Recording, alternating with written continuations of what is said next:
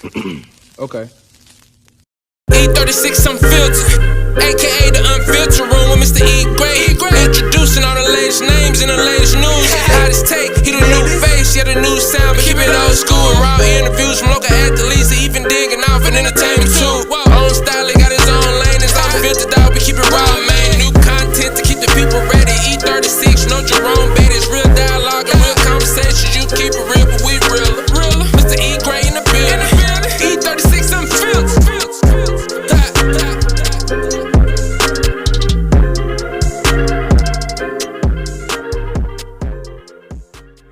Hello everybody, how you doing? It's your boy 𝐸𝐤 for the E36 Unfiltered Room, athletes, entrepreneurs, and entertainers. We are here one more time. Yes, I know you guys see a little bit different scenery and everything that you normally see. I'm just kind of include you about that and guys get you informed about what we got going on here. Anyway, today is another special show, guys. As always, make sure you go like, subscribe, share this. We have a special one today, a special event. So I'm getting a little extra to do this right now. Regiment Fitness, guys, is the location that we are at right now. So shout out to Jason Haynes of Regiment Fitness Huntsville for allowing us to come into the studio to do the special event. This is for our 5K, the Regiment Fitness Star 5K Run for a Cure. All right, and you have a special guest, guys. This is for low-grade ovarian cancer. We have a special guest, a member here at Regiment Fitness, ovarian cancer survivor, and she's still going. Rachel Beard, how you doing? Great, I'm good. How are you? I'm doing fantastic. Thank you for coming on to the show and being on this platform. Thank you so much for doing this. I can't thank you enough. This is huge. Absolutely. It's been a pleasure of mine, guys, to know this young lady for since you was a long time founder. Yeah. So it's been for a minute and everything, and I've been a very loyal member. I also trained here as well. And we're doing a 5K, like I said, it can be May the 23rd. For everybody who do not know, May the 23rd, 7 a.m., all right? Central Standard Time, Big Spring Park East, ovarian cancer, low-grade ovarian cancer. And it's going to be our representative. We are doing this to support Rachel Beard and her continued quest. And this going to all the proceeds will be going to the Star Foundation, which stands for, I got it. I'm good. You got it? Surviving, thriving. Okay, so it's going to be Strive, Thrive, Advocate, Advanced Research. There you go. Yeah, I talk about research a little bit. Go. I kind of put you on the spot, so that's on me. Chemo brain, no chemo brain. There you go. So let's talk about that, man. So this has been a battle you've been battling with for better part of 2 years now. Right. So what stage are you currently in right now? Well, I was diagnosed stage 3C. I did 6 months of chemo, and it went away, but unfortunately, the maintenance drug that I was on wasn't working, so 4 months later, it came back. So now I'm doing chemo again, just tweaking it a little bit with different drugs. Yes. And once we get the levels back down, then hopefully I'll be put on a maintenance drug. That'll take for the rest of my life and keep it so they get it out. So, okay. Yeah. So when you talk about, explain to people that do not know I didn't know all the different levels and things. You said C3. So explain kind of what the C3 is. Yeah. So obviously there's different stages of cancer. 1, 2, 3, 4.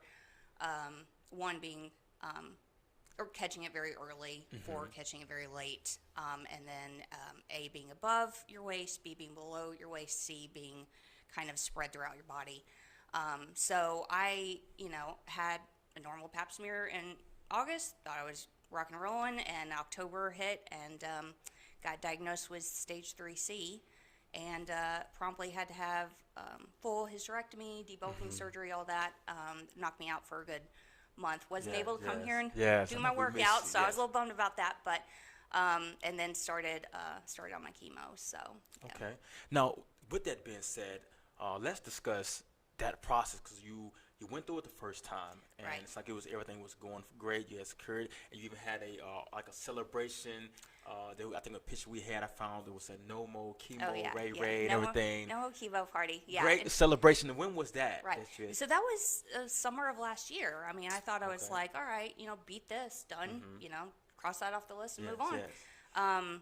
But God had different plans. So 4 months later, come back and doing it again, and Yes. probably gonna have another no mo chemo Yes, party. yes. Have as many as I need to. Hopefully, so, hopefully yeah. it'll be the last. So, and this is the thing that why I want to have you on the show, because we see all these different type of runs out here, cure for this, cure for that, everything. But it's something when you get a chance to bring someone who's actually dealing with it, Right. and to know why it's so important Right. to not only to the community but to that person because they dealing with it. So I'll take it down in my mind. I think about, you said, hey, in the summer, you had the no more chemo Ray celebration. You guys were celebrating. Y'all saw your family, the love, Oh, yeah. the camaraderie that was brought about that situation, and then to turn around and hit it again in August, and then find out October, boom, Right. you got to go through that process again. Yeah. Take us through the emotional it knocks you down a aspect peg. of it. You Yes. feel like you're like, oh man, I could do anything, and then it kind of like brings you back to reality that like you're only human and you can only do so much, you know, and stuff. But you're talking about my family. I mean, I have the best support system in the world. Yes. I mean, I don't know how people do it by themselves because there's just no way. Yes. There's no way. So I mean, to me, having that support system and having everybody being it with you, you don't feel like you're doing it by yourself at all. I mean, everybody's in it with you and stuff like that, and it really helps. Yes, I can't say it enough. It really does help with your mentality and everything. Going back into it and stuff, you get to a point where you're like, oh God, I don't want to do this again and stuff like that. But I mean, you have to. Yeah. I mean, it's not an Yeah. option. Keep But li- like, keep I mean, living, it keep just fighting. really does help when everybody is just in your corner and And now you're going through the chemo, and it's crazy. You're talking about you went and got diagnosed, or you went again and then finally got diagnosed, thankfully, enough time to be able to treat it. And now, but so many are not fortunate enough to do that. Now, let's talk about the detections and things, because I'm reading on my information, talk about ovarian cancer, certain symptoms that you can kind of alert if you do it. These are going to shock people because it's so vague. They are. Feeling They're full so quickly, bloating, abdominal pain, frequent urination, indigestion, fatigue. Yeah, I these mean, things that you could, if you go to a gym or just in life, you're gonna have a Absolutely. back pain eventually at some point in time. So how did They're you so common. find I out? mean, What made you go the extra step? I felt really, really bloated, and then my little sister got married, and at her reception, we were all dancing and having a good time, but I felt like every time I turned, I felt like my insides were just like ringing. It was weird. And I was like, something's definitely off. But I just thought it was like a cyst. It's probably something, And luckily I had my yearly checkup with my original oncologist with lymphoma, and told him, what was going on, stuff like that. And he was like, yeah, your belly definitely has fluid on it. So he jumped on it. He got on ultrasound, he got on blood work and everything. And so many doctors, unfortunately, just kind of, people go down a rabbit hole of symptoms, and they think it's your gallbladder. Yes. And they kind of just go off that, and he was just on it. I was so lucky to have him because he was just, he what knew is his exactly name what it again? was. Dr. Dang. Dr. He's Dang, with CCI. My current oncologist right now is Dr. Kirby with Blackwell Medical Towers. So, but it is so scary because women come up to me and they say, I mean, how do I know? I mean, how would I know? And it's scary for me because I can't tell them. Yes. I mean, pap smears do not catch it. And unfortunately, as women, you're just told, like, go for yearly pap smears, go to your gynecologist. And I did that. I did everything I was supposed to do. And unfortunately, they just can't catch it like that. You need an ultrasound. You need a CA-125 blood work. And when you have these symptoms, don't get in your brain that it's nothing. Okay? It's your body. Yes. It's your body. Or So you only just have one. insist on your doctor saying, I don't care. I'm having pain. I want an ultrasound. Yes. And they'll do it. Oh wow. Yeah. So and that's why the research of this is so vital, so important. Many people don't. I didn't know it was saying it's low grade ovarian cancer. I thought it was just ovarian cancer at best. Cancer. So that's two different, distinct of the levels of it, and it's just as deadly. Yes. Like you said, no mammogram. You can get a mammogram that can save your life. You can check your brain. You can get that detected, but pap smear, none of that stuff really detects this. Nothing. So now to just take you through the journey you're going through, you've been back in the gym, you started coming back to the gym. And when I saw your face that day, and I was so happy, like, oh, Rachel, Right? okay. I couldn't wait to get back. I felt so weak. I was so excited to get back. Speaking of that, what has it done for you to be able to come back into this gym? I know you was doing the online thing that we had. I was. Regimen on Demand. So we have our Regimen on Demand access, so still be able to get in workouts. She's definitely attest to that. Right. But getting back in here, why was it so important and vital for your physical, your spirit, your mental, everything? Like you said, I felt so weak. The maintenance drug I was on made me have terrible joint pain and stuff. And I just wanted to get back to normal. I just wanted to get some kind of normalcy back. I wanted to get my body back, you know, and stuff. And so I could not wait to get back here because I was like, this is going to get those endorphins going, get me feeling better and everything and stuff. Get a chance to see great dance around a little bit, have fun. Yeah, exactly. Get some muscle back and everything. And that's, you know, it's still a journey. I'm still, you know, a ways away, but it definitely helps me. And I feel like it helps me fight cancer too. Yes. You know, because the more active you are and everything, the more your body is builds gonna up be pumped endorphins, to all fight. these great, yes. And people understand the just to coming in here, the camaraderie, the encouragement, to keep on getting up, to come back. You know, I'm tired. Get up, come back, have a place to do, a mission, have a purpose, and it invigorates or puts back into the purpose of what you're doing. Now let's talk about you're going through the chemo. I think you said you have two more, hopefully this month is going to be my last one, but I'm not going to be surprised if they want to do a couple more just because my levels aren't as low as we'd like them to be. And luckily right now the chemo is working by, you know, coming down on the levels and stuff. So that's very encouraging. So, and again, with this chemo, I get to keep my hair, so I have no problem. I have no problem continuing it. So, we'll see. I might have a no-mo chemo party soon, but if not, it will be definitely in the works. Cool. So, Yes. We're gonna plan for that. And you know, and I know you're talking about it, and that's another thing, man. Let's talk about some of the mental things you deal with going through the chemo, the loss of hair and everything, and you kind of shared a little, story and everything, and how it can just people don't understand, right? But they don't try to be mean about it. But so, what are some of your experiences with that, and how that battle for what it does to your body physically that you really have no control over? Right. Yeah. I mean, there's so many things that affect you that people don't realize and stuff. I mean, just working out the other day, you know, like my acid reflux is just through the roof, and so I was just like feeling like I'm swallowing a tennis ball, and I'm trying to work out and everything and stuff. And so you just do the best you can. But yeah, losing all your hair, it definitely makes people just automatically be like, you know, But, I mean, it's very helpful for people to come and give you encouragement and everything. Yes. But sometimes you just kind of want to be like everybody else, you know? Incognito, exactly. So, I mean, having my hair is just, it's one thing, and it's so stupid, but it does kind of just make you feel more of a... It's you. It's part of you. It's part of your hair. Hair is your glory. Coming back, you know, and stuff like that. So, it just, and I would catch myself in the mirror, too, and I would be like, I look like a cancer patient. And I'm like, you are a cancer patient. But I just didn't, I'm like, that's not me, you know? So I love getting myself back to where I am normally and being like, this is the old Rachel coming back. And I love it. And we like I said, it's been a pleasure having you back. And the whole deal, man.